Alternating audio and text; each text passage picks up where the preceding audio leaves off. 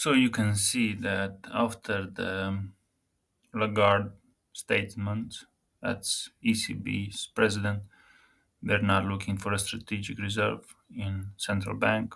This is moving down. Um, Touched reversal. Today's reaction. This is the I think the highest we'll get at least in a few days. So yeah, if I I mean we could go lower than this. Um, you know, but I don't know when we could. Um, I doubt we'll go lower than this, but then who knows?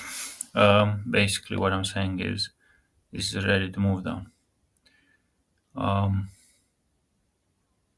Panic on Monday. Panic means we'll take out the high and the low of the previous bar, which is this. All right. Good luck.